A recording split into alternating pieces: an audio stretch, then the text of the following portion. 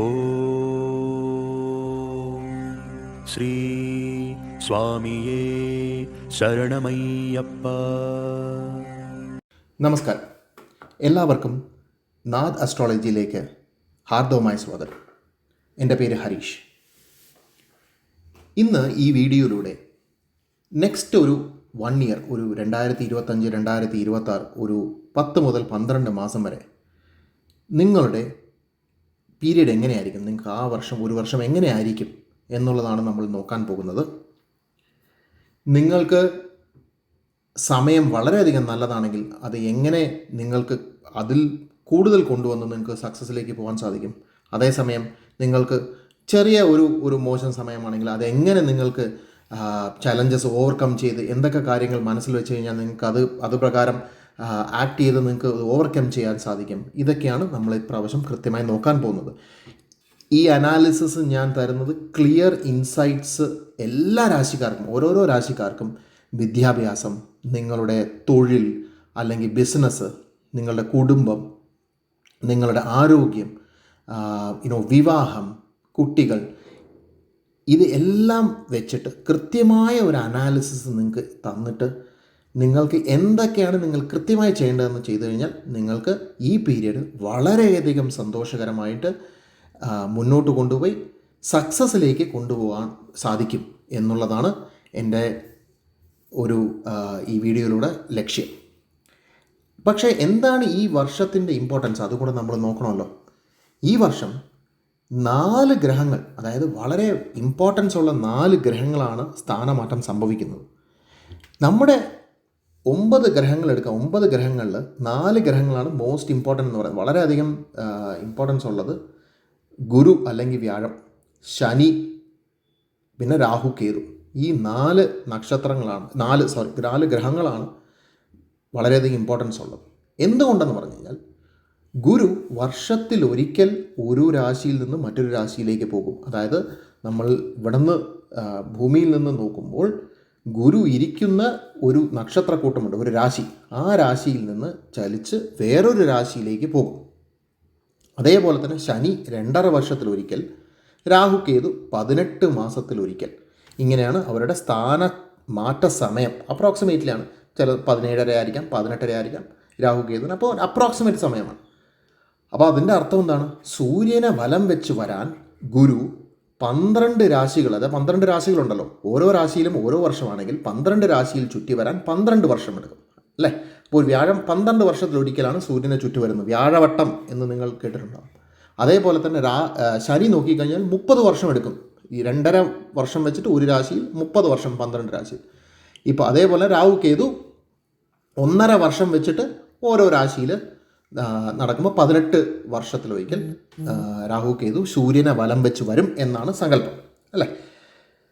അപ്പോൾ ഈ ഓരോ രാശിക്കാർക്കും ഈ സ്ഥാനമാറ്റം, അതായത് ഈ വർഷം നോക്കിക്കഴിഞ്ഞാൽ ശനി മാർച്ച് 29-ാം തീയതി കുംഭം രാശിയിൽ നിന്ന് മീനം രാശിയിലേക്ക് സ്ഥാനമാറ്റമായി കഴിഞ്ഞു. നമ്മുടെ ഈ വ്യാഴം വളരെയധികം നന്മ കൊണ്ടുവരുന്ന വ്യാഴം 15 മെയ് എന്ന തീയതിക്ക് ഇടവം രാശിയിൽ നിന്ന് മിഥുനം രാശിയിലേക്ക് രാശിമാറ്റം സംഭവിക്കാൻ പോവുകയാണ്.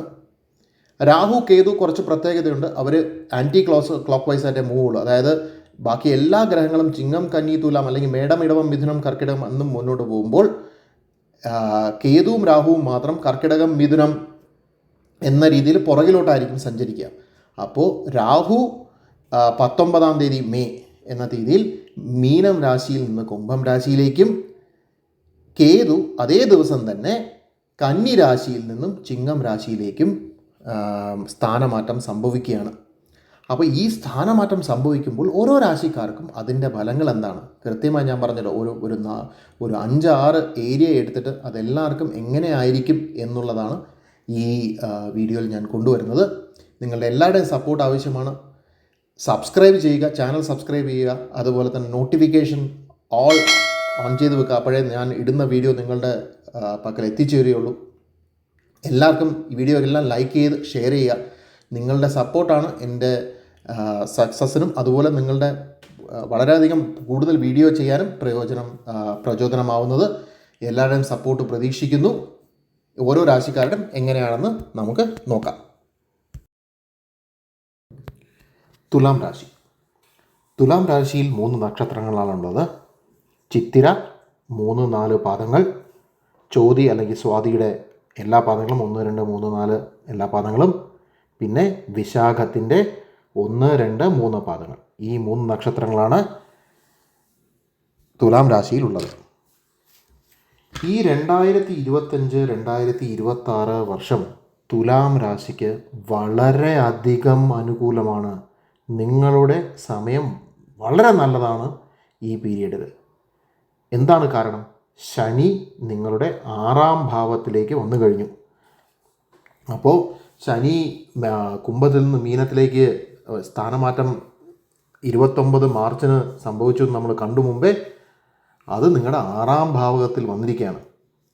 നിങ്ങളുടെ രാശി എന്ന് പറയുന്നത് തുലാം രാശിയിലാണ് ശനി ഉച്ചനാകുന്നത്. അതേപോലെ തന്നെ തുലാം രാശിയുടെ 4ഉം 5ഉം ഭാവങ്ങളിലാണ് ശനിയുടെ വീടുകളുള്ളത്. ആ ഭാവങ്ങൾ കേന്ദ്രസ്ഥാനവും നിങ്ങളുടെ ത്രികോണ സ്ഥാനങ്ങളുമായി വരികയാണ്.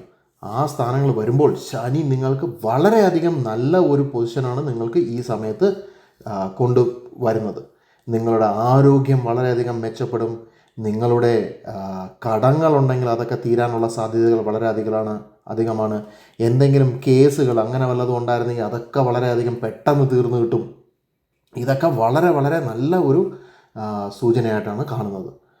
ഇതേ സമയം തന്നെ ഗുരു നിങ്ങളുടെ 9ാം ഭാവത്തിലേക്ക് വരികയാണ്. ഗുരു നമ്മൾ കണ്ടു ഇടവത്തിൽ നിന്ന് മിഥുനത്തിലേക്ക് മാറുകയാണ് എന്നാണ് മെയ് 15-ാം തീയതി. അത് 9 എന്ന് പറഞ്ഞാൽ ഭാഗ്യമാണ്, ഭാഗ്യസ്ഥാനമാണ്. ഭാഗ്യസ്ഥാനത്തിലേക്ക് ഗുരു വരുന്നത് വളരെയധികം നന്മയുമാണ്. ഈ ഗുരുവിൻ്റെ ദൃഷ്ടി നിങ്ങളുടെ സ്വന്തം രാശിയിൽ വീഴുകയാണ്. സ്വന്തം രാശിയിലും നിങ്ങളുടെ 5ാം രാശിയിലും. 5 എന്ന് പറയുമ്പോൾ പൂർവ്വ പുണ്യസ്ഥാനങ്ങളും മക്കളെ കുറിക്കുന്നതൊക്കെയാണ് 5ാം രാശി. അതുകൊണ്ട് നിങ്ങൾക്ക് ഗുരുവിൻ്റെ ദൃഷ്ടി ലഭിക്കുന്നതിനാൽ നിങ്ങളുടെ പണം, നിങ്ങളുടെ കരിയർ, നിങ്ങളുടെ തൊഴിലിടം, നിങ്ങളുടെ ആരോഗ്യം, അതേപോലെ തന്നെ നിങ്ങളുടെ പിതൃക്കളുടെ അനുഗ്രഹം, നിങ്ങളുടെ കുടുംബത്തിലുള്ള സന്തോഷം, ഇതൊക്കെ വളരെയധികം നല്ലതാവും. രാഹുവും കേതുവും അതുപോലെ തന്നെ നിങ്ങൾക്ക് വളരെയധികം പോസിറ്റീവായി വരികയാണ്. രാഹു 5ലേക്കും, ഞാൻ പറഞ്ഞു പൂർവ്വ പുണ്യസ്ഥാനമാണ് 5 എന്നുള്ളത്, 5ലേക്ക് വരികയാണ് രാഹു. നിങ്ങളുടെ എല്ലാ അനുകൂലമായ സാധ്യതകളും നിങ്ങൾക്ക് തുറന്നു കിട്ടും. അതേപോലെ തന്നെ കേതു 11ലേക്ക് വരികയാണ്. 11 എന്ന് പറഞ്ഞാൽ ലാഭസ്ഥാനമാണ്. ലാഭസ്ഥാനത്തിൽ ഒരു ദുഷ്ടഗ്രഹം ഇരുന്നു കഴിഞ്ഞാൽ വളരെ നന്മകൾ കൊണ്ടുവരും. കേതു അവിടെ വരുന്നത് കാരണം നിങ്ങളുടെ ലാഭങ്ങൾ അധികരിക്കാനുള്ള സാധ്യതകൾ വളരെ കൂടുതലാണ്. ആത്മീയ കാര്യങ്ങളിൽ നിങ്ങൾ ശ്രദ്ധ ചെലുത്തുന്നതാണ്. ഈ കാരണങ്ങളെല്ലാം കൊണ്ട് തന്നെ നിങ്ങൾക്ക് ഈ പീരീഡ് ബെസ്റ്റ് പീരീഡാണെന്ന് പറയാം. തുലാം രാശിക്കാർ ഈ സമയം നിങ്ങൾ ഇത് വളരെയധികം ക്യാപിറ്റലൈസ് ചെയ്ത് മുന്നോട്ട് പോയി കഴിഞ്ഞാൽ വരും വർഷങ്ങൾ നിങ്ങൾക്ക് രാജാവിനെ പോലെ ആകും എന്നാണ് കാണുന്നത്. തുലാം രാശിക്കാർ ഈ പീരീഡ് നന്നായിട്ട് യൂട്ടിലൈസ് ചെയ്യുക. നിങ്ങൾ ഈ ചാനൽ വളരെയധികം സപ്പോർട്ട് ചെയ്യണമെന്ന് ഞാൻ വളരെയധികം താഴ്മയെ അഭ്യർത്ഥിച്ചു കൊള്ളുന്നു. സബ്സ്ക്രൈബ് ചെയ്യുക. അതേപോലെ തന്നെ ആ നോട്ടിഫിക്കേഷൻ ബട്ടൺ അമർത്തി ഓൾ എന്ന് പറഞ്ഞു കഴിഞ്ഞാൽ ഞാൻ ഇട്ടുന്ന എല്ലാ വീഡിയോകളും നിങ്ങൾക്ക് വന്നു ചേരുന്നതാണ്. ഈ വീഡിയോ നിങ്ങൾ ലൈക്ക് ചെയ്യുക, ഷെയർ ചെയ്യുക, കമൻറ്റ് ചെയ്യുക.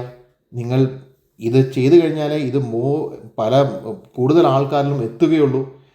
അതേപോലെ തന്നെ നിങ്ങൾക്ക് എന്നെ ഡയറക്റ്റായിട്ട് കോൺടാക്റ്റ് ചെയ്യണമെന്നുണ്ടെങ്കിൽ താഴെ കാണുന്ന വാട്സാപ്പ് നമ്പറിലേക്ക് മെസ്സേജ് ചെയ്യുക.